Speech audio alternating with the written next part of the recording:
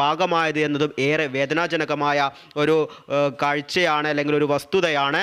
ഇതിൻ്റെ ഭാഗമായി നിരവധി ലായങ്ങൾ, അതായത് അവിടെ ഈ തൊഴിലാളികൾ താമസിച്ചിരുന്ന വീടുകൾ അടക്കമാണ് ഇതിൻ്റെ ഭാഗമായി നഷ്ടപ്പെട്ടത്. നിലവിൽ ഇപ്പോൾ ഈ അപകടം നടന്ന, ഈ ദുരന്തം നടന്ന ആ ഒരു ഭാഗം ഒരു മരുഭൂമിക്ക് സമമാണ് എന്ന രീതിയിലുള്ള പ്രതികരണങ്ങളാണ് അവിടെയുള്ളവരിൽ നിന്നും നമുക്കറിയാൻ വേണ്ടി സാധിച്ചത്. ഏകദേശം 400-ലധികം കുടുംബങ്ങൾ താമസിച്ച ഒരു ഇടമാണ്. അവിടെ 40ഓളം കുടുംബങ്ങളെ നിലവിൽ കാണാനില്ല. അത്തരത്തിൽ വലിയ ഒരു ദുരന്തമാണ് അവിടെ ഉണ്ടായിട്ടുള്ളത്. ഈ ഒരു പുഴ ഏകദേശം 60 മീറ്ററിന് മുകളിലേക്ക് വ്യാപിച്ച് ഒഴുകുകയായിരുന്നു. നിലവിൽ ഇപ്പോഴും ലഭിക്കുന്ന റിപ്പോർട്ടുകൾ പ്രകാരം 80 പേർ മിസ്സിംഗ് ആണ്. 80 പേരെ നിലവിൽ ഇപ്പോഴും കണ്ടെത്തിയിട്ടില്ല എന്ന വാർത്തകളും അല്ലെങ്കിൽ നമുക്ക് തിരുവനന്തപുരത്ത് നിന്ന് ചില അത്യാവശ്യ വിവരങ്ങൾ പെട്ടെന്ന് പങ്കുവെക്കാനുണ്ട്. നമ്മുടെ സ്പെഷ്യൽ കറസ്പോണ്ടന്റ് ബിനോയ് ചേരുന്നുണ്ട്. ബിനോയ്, നേരത്തെ മുഖ്യമന്ത്രി മാധ്യമങ്ങളെ കണ്ടിരുന്നു, കാര്യങ്ങളൊക്കെ വിവരിച്ചിരുന്നു. ഇപ്പോൾ സംസ്ഥാന സർക്കാർ എങ്ങനെയൊക്കെ കൂടുതലായി ഇടപെടുന്നുണ്ട്? അല്ല, ഇത് നമുക്ക് മനസ്സിലാക്കേണ്ട ഒരു കാര്യം ഫിജി, ഈ സമാനതകളില്ലാത്ത ഒരു വലിയ തരത്തിലുള്ള രക്ഷാപ്രവർത്തനം വയനാട്ടിൽ നടക്കുന്നു എന്നുള്ളതാണ്. സാധാരണഗതിയിൽ നമ്മൾ സൈന്യത്തിന്റെ ഒരു സഹായം തേടുമ്പോൾ ചില ഗവേഷണങ്ങളും പഠനങ്ങളും ഒക്കെ നടത്താറ്. പക്ഷെ അതിൽ നിന്നെല്ലാം വ്യത്യസ്തമായി നമ്മൾ കണ്ടതാണല്ലോ, റോപ്പിലൂടെ ആളുകളെ കൊണ്ടുവരുമ്പോൾ അതിന് സമാന്തരമായി മറ്റൊരു പാലം കൂടി സൈന്യം നിർമ്മിച്ചുകൊണ്ട് പരമാവധി ആളുകളെ, ഈ ആ സ്ഥലത്ത് കുടിക്കിടക്കുന്ന പരമാവധി ആളുകളെ പുറം ലോകത്തേക്ക് എത്തിക്കാൻ സൈന്യത്തിനും അതുപോലെ തന്നെ അവിടുത്തെ മുഴുവൻ ആളുകൾ, അത് നമ്മൾ എടുത്തു പറയേണ്ടത്, ഈ ഞാനിപ്പോ അറിഞ്ഞനുസരിച്ച് കാസർഗോഡ് മുതലുള്ള മുഴുവൻ ആളുകളും ആ പ്രദേശത്തേക്ക് എത്തിക്കൊണ്ട് രക്ഷാപ്രവർത്തനങ്ങളിൽ പങ്കാളികളാകുന്നു എന്നുള്ളതാണ്. കാരണം ഈ നമ്മൾ സുനാമി മുതലുള്ള സംവിധാനങ്ങൾ കാണുമ്പോൾ, സുനാമി മുതൽ ഇങ്ങോട്ട് എത്ര ദുരന്തങ്ങൾ കണ്ടെങ്കിൽ പോലും അവിടെ നിന്നെല്ലാം വ്യത്യസ്തമായി ഇത്രയും വേഗത്തിൽ, ഇത്രയും അച്ചടക്കത്തോടു കൂടി ഒരു രക്ഷാപ്രവർത്തനം വയനാട്ടിൽ നടക്കുന്നു എന്നുള്ളത് വളരെ ശ്രദ്ധേയമായ കാര്യമാണ്. മാത്രവുമല്ല, ആ ഹെലികോപ്റ്റർ തന്നെ അവിടെ ആ സ്ഥലത്ത് ഇറക്കിയത് നമ്മൾ ശ്രദ്ധിക്കേണ്ട ഒരു കാര്യമാണ്. വളരെ അപകടകരമായ ഒരു സ്ഥലത്തേക്ക് ഇറക്കിയിട്ട് അവിടെ നിന്ന് ആ ആളുകളെ ഇപ്പൊ കോഴിക്കോട് എത്തിച്ചിരിക്കണം. കോഴിക്കോട് ആശുപത്രിയിലേക്ക് അവരെ എത്തിച്ചിരിക്കുന്നു. അതിൽ ഈ 3 പേർക്ക്, ഒരാൾക്ക് നട്ടെല്ലിന്, ഒരാൾക്ക് വലത് തുടയ്ക്ക്, ഒരു സ്ത്രീക്ക് വലത് കൈക്ക്, ഇങ്ങനെ ഇത്തരത്തിൽ വലിയ തരത്തിൽ പരിക്ക് പറ്റിയവരെയാണ്. കാരണം സാധാരണഗതിയിൽ നമ്മൾ റോപ്പിലൂടെ ആളുകളെ അക്കരയ്ക്ക് കൊണ്ടുവരുമ്പോൾ അവരുടെ ശരീരത്തിലുണ്ടാകുന്ന ബുദ്ധിമുട്ടുകൾ, അല്ലെങ്കിൽ അത് കൂടുതൽ ഈ മുറിവുകളൊക്കെ വളരെ ബുദ്ധിമുട്ടാകും. അത്തരത്തിലുള്ള ആളുകളെ ഒക്കെ തന്നെ ഈ സൈന്യം വളരെ വേഗത്തിൽ അവിടെ നിന്ന് മാറ്റിയിരിക്കുന്നു എന്ന് പറയുമ്പോഴേക്കും സംസ്ഥാനത്ത് നടത്തുന്ന ഏറ്റവും വലിയ രക്ഷാപ്രവർത്തനത്തിന് നമ്മൾ സാക്ഷികളാകുന്നു എന്നുള്ളതാണ് സത്യമായ കാര്യം. പക്ഷേ അതിൽ നിന്നൊക്കെ വളരെ വലുതാണ് ഇപ്പോൾ അവിടുത്തെ ദുരന്തം. കാരണം ഈ സ്ഥലം, ഈ പറയുന്ന സ്ഥലത്തിൽ നിന്നൊരു ഒരു പ്രത്യേകത കൂടിയുണ്ട്. അത് ടീ എസ്റ്റേറ്റ് ആണ്, അതായത് തേയിലത്തോട്ടങ്ങൾ കൊണ്ട് നിബിഡമായ ഒരു സ്ഥലമാണ്. ആ സ്ഥലത്ത് ഇത്തരത്തിൽ എത്ര റിസോർട്ടുകൾ പ്രവർത്തിക്കുന്നു, ആ റിസോർട്ടുകളിൽ തങ്ങിയിരിക്കുന്ന ആളുകൾ അവരെ പരമാവധി പുറത്തേക്ക് കൊണ്ടുവന്നിട്ടുണ്ടോ, അല്ലെങ്കിൽ അവർക്ക് എന്തെങ്കിലും സംഭവിച്ചിട്ടുണ്ടോ, ഇത്തരത്തിൽ ഒരു കണക്കുകളും ഇതുവരെയായും ഈ പുറത്തേക്ക് വന്നിട്ടില്ല. കാരണം ഈ റിസോർട്ടുകളിൽ തങ്ങിയിരിക്കുന്ന ആളുകളെ കുറിച്ചുള്ള, അല്ലെങ്കിൽ ആരൊക്കെയാണ് അവിടെ വന്നിരിക്കുന്നുള്ള കണക്ക് പുറത്തു വന്നിട്ടില്ല എന്നുള്ളതാണ് ഒരു വലിയ വിഷയം. എന്തായാലും ഒരു കാര്യം ഉറപ്പാണ്, സംസ്ഥാന സർക്കാർ കണ്ടതിൽ വെച്ച് ഏറ്റവും വലിയ രക്ഷാപ്രവർത്തനത്തിലേക്ക് നീങ്ങുന്നു എന്നുള്ളതാണ്. കാരണം രാത്രിയും പകലും എന്നുള്ളൊരു വ്യത്യാസമില്ലാതെ കൃത്യമായി വളരെ സൂക്ഷ്മതയോടുകൂടിയുള്ള രക്ഷാപ്രവർത്തനം. നമ്മൾ ആ റോപ്പ് വേയിലൂടെ ആളുകളെ പുറത്തേക്ക് കൊണ്ടുവരുന്ന സമാന്തരമായി ഒരു പാലം ആർമി അവിടെ കൊണ്ടുവരുന്നു. ആ ആർമിയുടെ പാലത്തിലൂടെ ആളുകളെ പുറത്തേക്ക് കൊണ്ടുവരുന്നു. ഇപ്പൊ അവസാനം ലഭ്യമാകുന്ന വിവരമനുസരിച്ച് ഇനിയുള്ളത് ഒരു റിസോർട്ടിൽ 300ഓളം ആളുകൾ അവിടെ തങ്ങിയിട്ടുണ്ട് എന്നാണ് പറയുന്നത്. അതുമായി ബന്ധപ്പെട്ട കൃത്യമായ വിവരങ്ങൾ ലഭ്യമാകുന്നില്ല. ഇനി ഈ രക്ഷാപ്രവർത്തകരുടെ അടുത്ത യജ്ഞം വളരെ സൂക്ഷ്മതയോടുകൂടി മുന്നോട്ട് പോകേണ്ടതാണ്. കാരണം പല വീടുകളും തകർന്ന നിലയിലാണ്.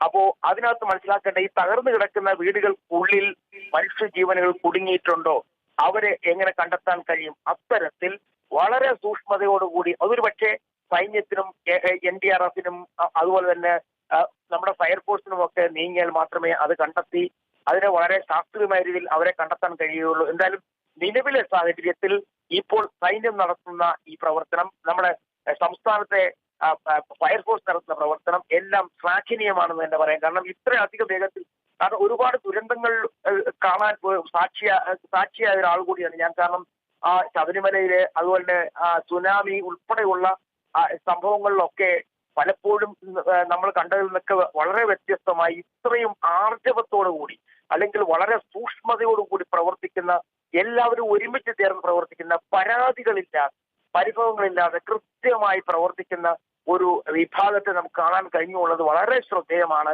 കാരണം ഈ ഒരു കാര്യം വ്യക്തമായി പറയാം. കാരണം ഏറ്റവും വലിയ പ്രശ്നം സുനാമി സമയത്തായിരുന്നു. സുനാമി സമയത്ത് നമ്മൾ ഒരിക്കൽ പോലും പ്രതീക്ഷിക്കാത്ത തരത്തിൽ ആയിരുന്നു, വളരെ വേഗത്തിലായിരുന്നു തിരമാലകൾ അടിച്ചു കയറിയത്.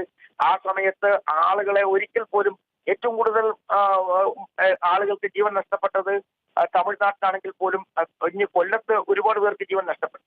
അതുപോലെ തന്നെ അതിന് തൊട്ടു പിന്നാലെ ഓരോ ദിവസങ്ങളിലും കന്യാകുമാരിയിലാണ് ഏറ്റവും കൂടുതൽ ഉണ്ടായത്.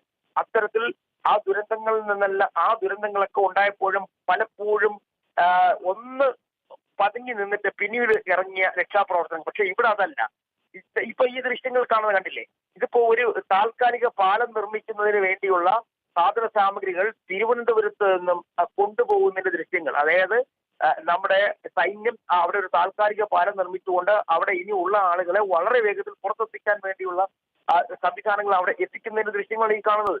ഇത്തരത്തിൽ വളരെ വേഗത്തിൽ ഒരു പക്ഷേ ഈ സുനാമി മാത്രമല്ല, ശബരിമലയുമായി ബന്ധപ്പെട്ടുണ്ടായ ഈ പുല്ലുമേട് ദുരന്തം, ഇവിടെയൊക്കെ ദുരന്തങ്ങൾക്ക് സാക്ഷിയായി എങ്കിൽ പോലും ഇതുപോലെ വേഗത്തിൽ, ഇത്രയും വേഗത്തിൽ ഒരു പരമാവധി രക്ഷിക്കാൻ പറ്റുന്ന മനുഷ്യജീവനുകളെ രക്ഷിക്കുക എന്ന ലക്ഷ്യത്തോടു കൂടി പ്രവർത്തിക്കുന്ന ഒരു ഊർജ്ജസ്വലരായ ഒരു വിഭാഗത്തെ നമുക്ക് കാണാൻ കഴിയും. പക്ഷെ അവിടെയും നമ്മൾ മനസ്സിലാക്കേണ്ട ഒരു കാര്യം, ഈ അശാസ്ത്രീയമായ നിർമ്മാണങ്ങൾ എന്ന തരത്തിൽ ചില ആളുകൾ പറഞ്ഞു വെക്കുന്നുണ്ട്. പക്ഷെ അവിടെ അല്ല.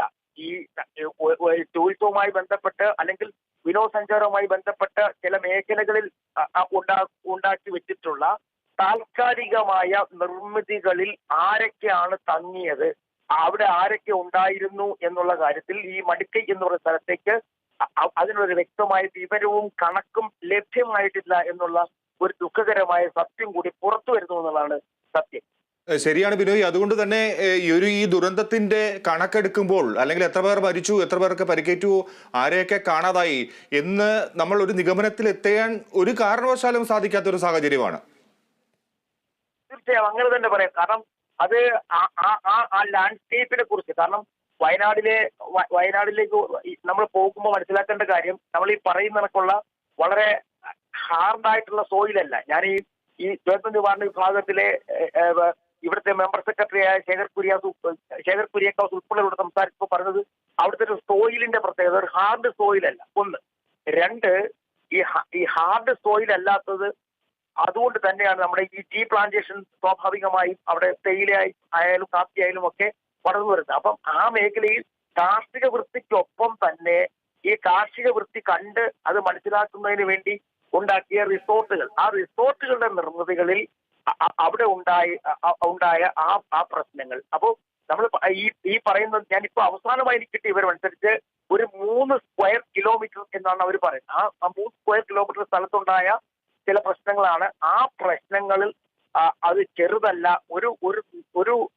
ഒരു ഗ്രാമത്തിന്റെ ജംഗ്ഷൻ, അല്ലെങ്കിൽ നമ്മൾ പറഞ്ഞ ഒരു ടൗൺഷിപ്പ് എന്നൊക്കെ പറഞ്ഞ പോലെ അതിന്റെ പൂർണ്ണമായും ഒലിച്ചുപോയി എന്ന തരത്തിലേക്കാണ് പറയുന്നത്. അങ്ങനെ പറഞ്ഞു വെക്കുമ്പോൾ നമ്മൾ മനസ്സിലാക്കേണ്ട ഒരു കാര്യം, ആ ദുരന്തത്തിന്റെ വ്യാപ്തി ഇപ്പോഴും പുറം ലോകം അറിഞ്ഞിട്ടില്ല എന്നുള്ളതാണ്.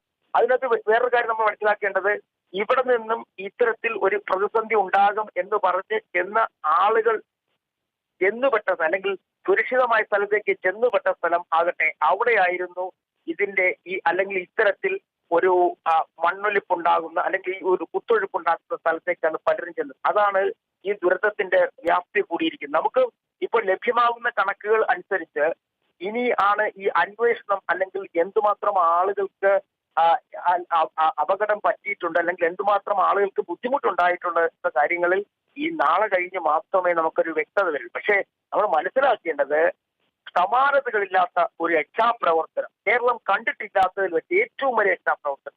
കാരണം ഈ മാധ്യമ പ്രവർത്തനവുമായി ബന്ധപ്പെട്ട് ഞാൻ കണ്ടിട്ടുള്ള വ്യക്തികൾ വളരെ വ്യത്യസ്തമായ ഒരു ആ, ഒരു രക്ഷാപ്രവർത്തനം നമുക്ക് കാണാൻ കഴിഞ്ഞു. അത് വായുവിലൂടെ ആയാലും വെള്ളത്തിലൂടെ ആയാലും ഒക്കെ നടത്തുന്ന ഈ രക്ഷാപ്രവർത്തനം വളരെ വളരെ വേഗത്തിൽ നടത്താൻ കഴിഞ്ഞു എന്നുള്ളതിൽ നമുക്ക് ആശ്വസിക്കാം. പക്ഷേ ബിനോയ്, മറ്റൊരു കാര്യം, ഈ നമ്മൾ വിമർശിക്കുകയോ കുറ്റപ്പെടുത്തുകയോ ഒന്നുമല്ല, പക്ഷേ അധികൃതർ നൽകുന്ന മുന്നറിയിപ്പുകൾ ഉണ്ടല്ലോ, പ്രത്യേകിച്ച് ഈ പ്രകൃതി ദുരന്തമൊന്നും നമുക്ക് പ്രവചിക്കാൻ അതിന് വലിയ പരിമിതിയുണ്ട്, ഇല്ല എന്ന് തന്നെ പറയാം ഒരർത്ഥത്തിൽ.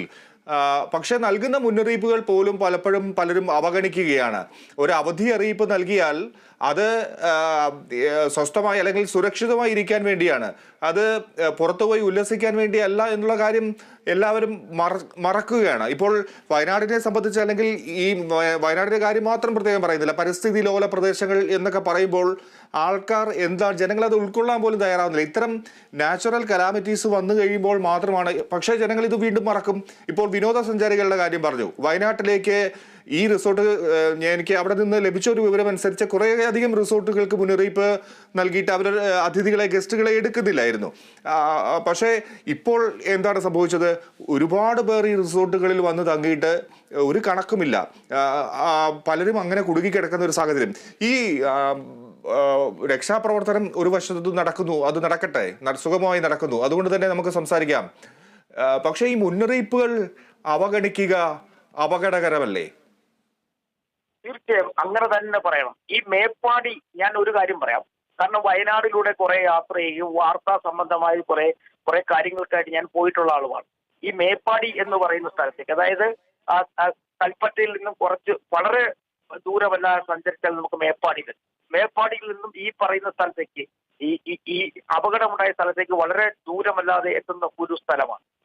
ഇത് നമ്മൾ മനസ്സിലാക്കേണ്ട കാര്യം, നമ്മള് ഈ 2-3 സ്ഥലങ്ങളിലൊക്കെ നമുക്ക് ഈ സമീപകാലങ്ങളിൽ കേരളത്തിലുണ്ടാകുന്ന ദുരന്തങ്ങൾ മുഴുവൻ ഈ പ്രളയത്തിനപ്പുറത്തേക്ക് ഭൂമിയിൽ നിന്നുണ്ടാകുന്ന ഈ ഇത്തരത്തിൽ മണ്ണ് പൊട്ടി ഒലിച്ചു വരുന്ന, അല്ലെങ്കിൽ ഈ പാറക്കഷ്ണങ്ങൾ ഒഴുകി വരുന്ന, അല്ലെങ്കിൽ നമ്മൾ ഈ പറയുമ്പോൾ അതിനൊക്കെ ഒരു വ്യക്തമായൊരു ഭാഷ നമുക്ക് പറയുന്നതിനപ്പുറത്തേക്ക് ഒരു കാര്യം കൂടി ഞാൻ പറഞ്ഞു വയ്ക്കാം.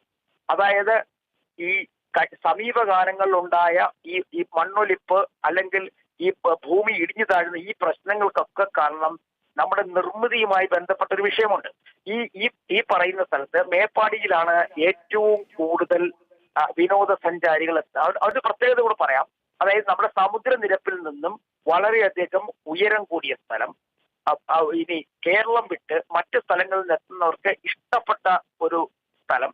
കാരണം അവിടെ വന്യമൃഗങ്ങൾ കൃത്യമായി വന്നു പോകുന്ന ഒരു മേഖല കൂടിയാണ് ഇത്, ഈ ടീ എസ്റ്റേറ്റിന്റെ ഈ പ്രദേശം. അപ്പൊ അത്തരത്തിലുള്ള ഒരു പ്രദേശത്ത് നിർമ്മിതികൾ ഉണ്ടാകുമ്പോൾ പാലിക്കേണ്ട കാര്യങ്ങൾ കൃത്യമായി, അതൊക്കെ നമ്മൾ അത്തരത്തിൽ വിവാദങ്ങളിലേക്ക് നമ്മൾ പോയില്ല എങ്കിൽ പോലും അവിടെ ഉണ്ടായ, അല്ലെങ്കിൽ അവിടെ ഉള്ള ആളുകളുടെ കണക്കുകൾ സംബന്ധിച്ച ഒരു വിവരവും, അല്ലെങ്കിൽ അവിടെ നിർമ്മിച്ചിരിക്കുന്ന ഈ റിസോർട്ടുകളെ സംബന്ധിച്ചുള്ള വിവരങ്ങളൊക്കെ ഒരു പഞ്ചായത്തിൽ മാത്രം ഒതുങ്ങി നിൽക്കുന്ന തരത്തിലേക്ക് കാര്യങ്ങൾ പോയി. അതിനും അപ്പുറം ഈ കഴിഞ്ഞ 2-3 ദിവസമായി അവിടെ ശക്തമായി മഴ പെയ്യുന്നുണ്ട്. ആ മഴയിൽ കുറെ ആളുകൾ അവിടെ മാറി താമസിച്ചു. ആ ആളുകൾക്ക്, അതിൽ കുറെ ആളുകൾക്ക് ബുദ്ധിമുട്ടില്ലാതെ മാറപ്പെട്ടു. പക്ഷേ ചെന്നുപെട്ട ചില സ്ഥലങ്ങളിലാണ്, അല്ലെങ്കിൽ സുരക്ഷിതമായി എത്തപ്പെടാം എന്ന സ്ഥലത്താണ് അതിഭയങ്കരമായ ഉരുൾപൊട്ടലുണ്ടായത്. ആ ഉരുൾപൊട്ടലാണ് ഇത്തരത്തിൽ വലിയൊരു ഈ നമ്മൾ ഈ പറയുന്ന വലിയൊരു ദുരന്തത്തിലേക്ക് പോയത്. ഈ ദുരന്തത്തിന്റെ യഥാർത്ഥ വിസ്തൃതി ഒരു പക്ഷേ നാളെയോ മറ്റന്നാളോ കൂടി നമുക്ക് മനസ്സിലാക്കാൻ കഴിയുള്ളൂ. കാരണം ഈ നഷ്ടപ്പെട്ടവർ അല്ലെങ്കിൽ കാണാതായവരുടെ കണക്കുകളൊന്നും കൃത്യമായി പുറത്തേക്ക് വന്നിട്ടില്ല. ആരൊക്കെ അവിടെ എവിടെ ഉണ്ടായിരുന്നു, എന്തൊക്കെ ചെയ്തു എന്നുള്ള കാര്യത്തെക്കുറിച്ച് ഒരു വ്യക്തത പോലും നിലവിൽ വരാത്ത ഒരു സാഹചര്യം കൂടിയുണ്ട്. അപ്പൊ നമ്മൾ മനസ്സിലാക്കേണ്ട ഒരു കാര്യം, ഇതിനകത്ത് നമ്മുടെ ഈ രക്ഷാപ്രവർത്തനങ്ങളിൽ സംസ്ഥാന സർക്കാർ വളരെ കൃത്യമായി ഇതുവരെ നടത്താത്തതിൽ നിന്നും വളരെ വ്യത്യസ്തമായി ഒരു രക്ഷാപ്രവർത്തനം നടത്തുന്നു. പക്ഷേ അവിടെയും നമ്മൾ പഠിക്കേണ്ട ഒരു പാഠം, ഈ ഇത്രയും മുന്നറിയിപ്പുകൾ നൽകിയിട്ടും അവിടെ കൃത്യമായ തരത്തിൽ ആളുകളെ മാറ്റിപ്പാർപ്പിക്കാൻ ഉദ്യോഗസ്ഥരുടെ ഒരു ഇടപെടൽ ഉണ്ടായോ ഇല്ലയോ എന്നുള്ള കാര്യത്തിൽ ഇപ്പോഴും സംശയം നിലനിൽക്കും. തീർച്ചയായും ബിനോയ്, അത് റിസോർട്ടുകളുടെയും മറ്റ് സുഖവാസ വിനോദസഞ്ചാര കേന്ദ്രങ്ങളുടെ കാര്യത്തിൽ ഉറപ്പായും ചെയ്യേണ്ടതായിരുന്നു. അപ്പോൾ ഒരുപക്ഷെ ഇത് കാണുന്നവർ വിചാരിക്കും, അപ്പോൾ അവിടെ ഒരു വീട്ടിൽ ജീവിക്കുന്നവരോ അവരെന്ത് ചെയ്യും എന്നുള്ളതൊക്കെ. അപകടം എപ്പോൾ ഏത് രീതിയിൽ പ്രകൃതി ദുരന്തം വരും എന്ന് പറയാൻ കഴിയില്ല. ഇപ്പോൾ എവിടെയും സംഭവിക്കാം. ഇത് ചില മലയോര മേഖലയിൽ അത്തരത്തിലാണെങ്കിൽ തീരമേഖലയിലേക്ക് വരുമ്പോൾ കടൽക്ഷോഭം ഉണ്ടാകും. നേരത്തെ ബിനോയ് സൂചിപ്പിച്ചതുപോലെ തന്നെ സുനാമിയുടെ കാര്യം, എത്രയോ വർഷങ്ങൾക്ക് മുമ്പ് എത്ര ജീവനാണ് അപഹരിച്ചത്. ഞാൻ അതുപോലെ ഒരു ദിവസം ഇങ്ങനെ വാർത്ത വായിക്കുമ്പോഴാണ് ഈ സുനാമി വന്നത്. അത് ആദ്യം വരുന്ന റിപ്പോർട്ടുകൾ വരുമ്പോൾ മനസ്സിലാക്കിയിരുന്നത് ഇത് ഒരു കടൽ ഇരച്ചു കയറുന്നു, അല്ലെങ്കിൽ കടലിൽ ശക്തമായ തിരമാലകൾ അടിക്കുന്നു. ഇതിന്റെ പേര് പോലും ആർക്കും അറിയില്ലായിരുന്നു എന്താണ് സംഭവിക്കുന്നതെന്ന്. അങ്ങനെ റിപ്പോർട്ടുകൾ എടുക്കാൻ ഒരുപക്ഷെ റിപ്പോർട്ടർമാർക്ക് പോലും കഴിയുന്നില്ല. എന്താണ് ഈ സംഭവിക്കുന്നത്? കടൽ തിര അടിച്ചു കയറുന്നു.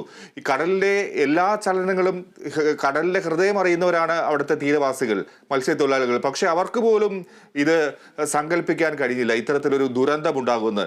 എന്ന് പറഞ്ഞ പോലെ ഈ പേര് തന്നെ പിന്നെയാണ്, സുനാമി എന്ന പേര് തന്നെയാണ് ആൾക്കാർ, ജനങ്ങൾ അറിഞ്ഞു തുടങ്ങിയത്, മനസ്സിലാക്കി തുടങ്ങി. ഇതാണ് ഈ ഒരു പ്രതിഭാസത്തിന്റെ പേര്. ഞാൻ ഒരു സന്ദർഭവശാൽ പറഞ്ഞു എന്നേ ഉള്ളൂ. പക്ഷെ ഞാൻ സൂചിപ്പിച്ചത് ദുരന്തങ്ങൾ മുന്നിൽ കണ്ട് അധികൃതർ മുന്നറിയിപ്പ് നൽകുമ്പോൾ, ഒരു വിദേശിയും ഈ വയനാട് ദുരന്തത്തിൽ ജീവനറ്റു പോയിട്ടുണ്ട് എന്ന് നമുക്ക് റിപ്പോർട്ടുകൾ ഉണ്ടായിരുന്നു. എത്ര പേർ അങ്ങനെ ജീവൻ പോയി ഇല്ലാതായി പോയിട്ടുണ്ട് എന്ന് നമുക്ക് ഇനിയും വരുന്ന ദിവസങ്ങളിലൊക്കെ അറിയാൻ കഴിയുള്ളൂ. രേഖകൾ പരിശോധിക്കേണ്ടി വരും. അങ്ങനെയുള്ളവരും ആ പ്രദേശവാസികളും ഒക്കെ പ്രദേശവാസികളെ മാറ്റി പാർപ്പിക്കാനോ അല്ലെങ്കിൽ കരുതലായിരിക്കാനോ ഉള്ള ഒരു സാഹചര്യം എല്ലാവരും സ്വയം ഒരുക്കുക. അധികൃതർ അത് ശ്രദ്ധിക്കുക, മുന്നറിയിപ്പുകൾ നൽകുക എന്നുള്ളത് പ്രധാനപ്പെട്ട ഒരു കാര്യമാണ്. നമുക്ക് മറ്റു റിപ്പോർട്ടുകളും കൂടെ ഈ ഘട്ടത്തിൽ പരിശോധിക്കാം. എന്തായാലും ഈ രാത്രിയിലും രക്ഷാപ്രവർത്തനം പുരോഗമിക്കുന്നുണ്ട്. കൂടുതൽ പേരെ സുരക്ഷിതമായി അവരുടെ പുനരധിവാസ കേന്ദ്രങ്ങളിലേക്ക് മറ്റും എത്തിക്കുന്നു എന്ന് പറയുന്നത് വളരെ ശ്ലാഘനീയമായ കാര്യമാണ്. വളരെ അഭിമാനം നമുക്ക് തോന്നുന്നു സൈന്യത്തെക്കുറിച്ച് എന്നും അഭിമാനമാണ്. പക്ഷേ നമ്മുടെ നാട്ടിൽ വന്ന് ഇത്തരത്തിലൊരു ദൗത്യം അവർ ഏറ്റെടുത്ത് അത് വിജയത്തിലെത്തിക്കുക എന്തായാലും വളരെ ശ്രദ്ധയോടെ നമ്മൾ കാണേണ്ട, സൈന്യത്തെ നമ്മൾ സല്യൂട്ട് ചെയ്യേണ്ട, വീണ്ടും സല്യൂട്ട് ചെയ്യേണ്ട ഒരു കാര്യമാണ്.